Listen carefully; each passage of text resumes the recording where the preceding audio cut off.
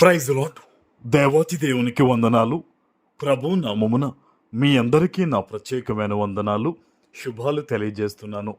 మరి నిన్నటి దినమున అనాథ పిల్లల వద్దకు వెళ్ళి వారందరి కోసం ప్రార్థన చేసి వారికి ప్రేమ విందువు ఏర్పాటు చేసి రావడం జరిగింది. ఇలాంటి మంచి పనులు మనం ఇంకా చేయాలని ప్రార్థించండి. ఈ దినము కొరకు ఏర్పాటు చేయబడిన దేవుని వాగ్దానము 91వ కీర్తన 15వ వచనము. అతడు నాకు మొరపెట్టగా నేనతనికి ఉత్తరమిచ్చెదను, శ్రమలో నేనతనికి తోడై ఉండెదను, అతనిని విడిపించి అతనిని గొప్ప చేసెదను.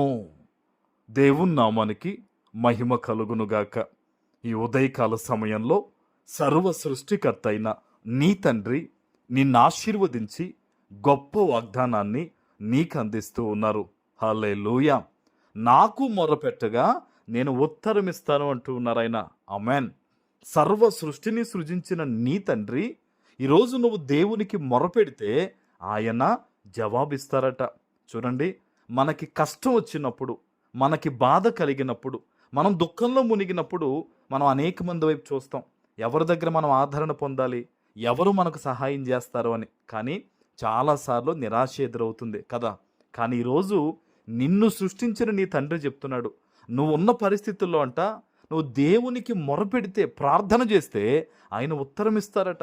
నువ్వు ఏదైతే మనసులో దుఃఖము వేదనతో నువ్వు దేవుణ్ణి ఏదడిగినా కూడా ఆయన ఖచ్చితంగా జవాబిస్తానని ఆయన వాగ్దానం ఇస్తూ ఉన్నారు. శ్రమలో నేను అతనికి తోడై ఉండేదను అంటున్నాడు ఆయన. ఎంత గొప్ప వాగ్దానం ఇది. నీ శ్రమలో నీతో పాటు దేవుడు ఉంటాడట. నీ బాధలో, నీ అప్పుల్లో, నీ అనారోగ్యములో, నీ వేదనకరమైన అవమానకరమైన పరిస్థితుల్లో ఎవరుంటారండి తోడు? నీ తండ్రి నీకు తోడై ఉంటాడట. చూడండి, షద్రకు, మెషాకు, అబేద్నెగోని అగ్నిగుండములో పడేసేటప్పుడు దేవుడు ఆపలేదండి. కానీ వారితో పాటు అగ్నిగుండంలో దేవుడున్నాడు. ఎందుకో తెలుసా?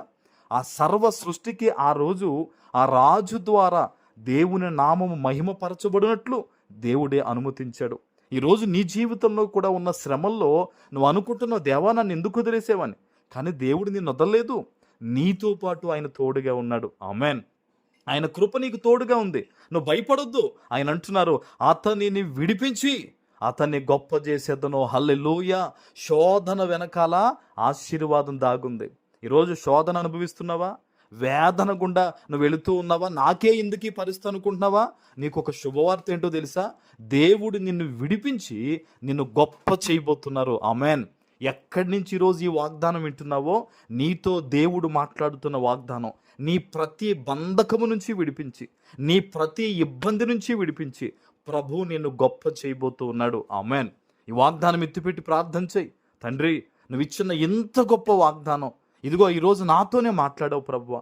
నేను నమ్ముతున్నాను నాయన నీ వాగ్దానాన్ని. నువ్వు ఇచ్చిన మాట మీద నేను విశ్వాసం ఉంచాను ప్రభువా అని నీ చేతులు ఎత్తి రోజు ఈ వాగ్దానం ఎత్తిపెట్టి ప్రార్థన చేయి.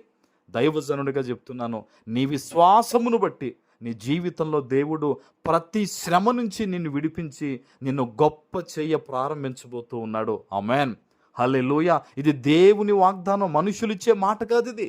ఈరోజు దేవుడు నీ పట్ల మేలే చేయాలని కోరుకుంటున్నాడు గనక ఏ పని చేయబోతున్నా మొదట మోకాళ్ళేసి ప్రార్థన చేసి నువ్వు ప్రారంభించు.